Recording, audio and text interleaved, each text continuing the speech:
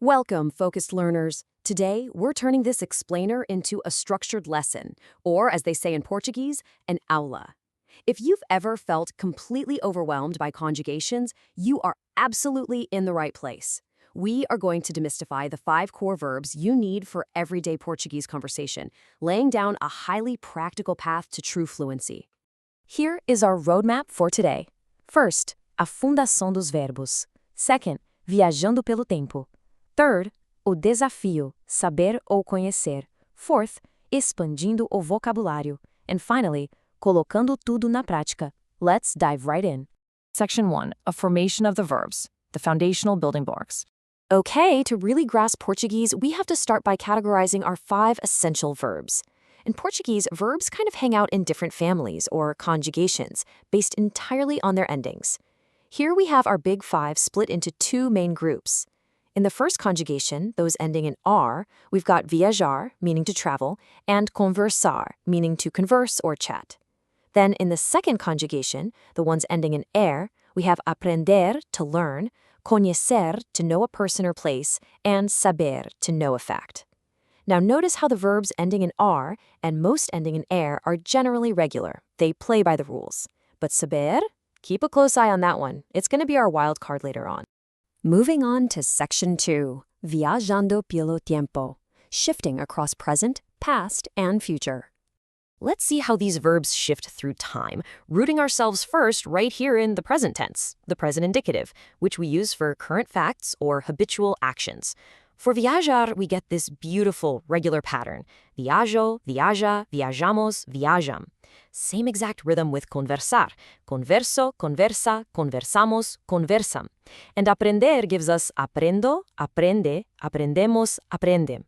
But check out the slight spelling change in conhecer. Look specifically at the ale form. It's conheço with a cedilla on the C. That little mark is there strictly to maintain the soft s sound.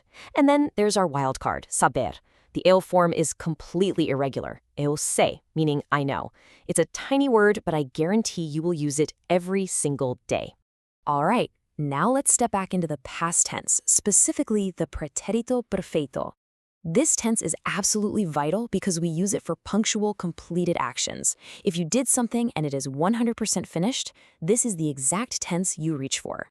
Let's see how our 5 verbs handle these completed past actions. For our regular R verbs, the EO form ends in A, viager, conversei. For the ER verbs, it ends in E, aprendi, conheci. Now, look over at the você, ele, ela forms and notice the recurring U markers at the end. Viajou, conversou, aprendeu, conheceu. This kind of structural repetition is your absolute best friend for memorization. But again, draw your attention to how our wildcard saber shifts entirely in the past. To say I knew or I found out, it actually becomes soube, and for we knew, it's soubemos. Committing this irregular column to memory right away will massively boost your conversational skills. So let's shift our gaze forward to the future. Now, you might be bracing yourself for more complex endings, but we actually have a fantastic shortcut. The crucial point here is that in everyday spoken Portuguese, you really don't need complex future conjugations. You simply take the present tense of the auxiliary verb ir, which means to go, and pair it with the unconjugated infinitive verb. That's it. Eu vou viajar. I am going to travel. Nós vamos conversar. We are going to converse. It is beautifully simple and instantly unlocks your ability to talk about all of your upcoming plans. Which brings us to Section 3, o desafio, saber ou conhecer, resolving the ultimate learner dilemma. Honestly, this is my favorite part of the explainer. Let's tackle the biggest plot twist of this lesson and resolve exactly when to use saber and when to use conhecer. In English, we just use the verb to know for everything, right? But Portuguese demands precision. Keep this distinction in mind whenever you get stuck. Saber expresses the knowledge of facts or skills. For example, if you know how to swim, you sabe nadar. Conhecer, on the other hand, refers strictly to being familiar with people, places, or complex concepts through direct experience. If you've been to the famous municipal market in São Paulo, you conhece the market. So the golden rule is you sabe a fact, but you conhece a person or a city. All right, Section 4, expandindo o vocabulário, from verbs to nouns and adjectives. Let's see how building on these basic roots expands your overall toolkit way beyond just conjugating actions. Mastering a single verb root is like unlocking an entire family of derived nouns and adjectives. It drastically multiplies what you can say. Look at viajar. Just by knowing that verb, you easily recognize the noun a viagem, meaning the trip, and the word viajante, meaning traveler. From aprender, we naturally get o aprendizado, the learning. And from saber, we extract a sabedoria, which translates to wisdom, and the adjective sabio, meaning wise. Once you start spotting these structural suffixes, your vocabulary literally scales exponentially. And finally, Section 5, colocando tudo na prática, verbs in the wild. Grammar can definitely feel a bit dry in isolation, so let's breathe some life into it and see how these 5 verbs actually interact in a real-world scenario. Before we look at a full dialogue, I want to pose this mini quiz to you. Você sabe onde fica a nova agência de viagens? Ask yourself right now, why is sabe used here instead of conhecer? Think about it for a second. It's because the location of the agency is a piece of factual information. You're asking for a fact, so saber is absolutely the only correct choice. Now let's read through this quick slice-of-life dialogue.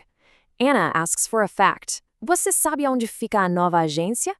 Pedro replies, Sim, eu conheço o dono. Ele disse que é fácil aprender o novo sistema. Meaning, yes, I know the owner. He said it's easy to learn the new system. Anna finishes with, Quero conversar com ele para planejar minhas férias e viajar para o Brasil. I want to converse with him to plan my vacation and travel to Brazil. Look at how seamlessly they weave this together. Pedro perfectly uses conheço for a person, the owner, right after Anna uses sabe for a fact. They naturally hit all 5 of our essential verbs in just 3 sentences. So we've mastered the foundation, shifted through time, solved the saber versus conhecer mystery, and multiplied our vocabulary.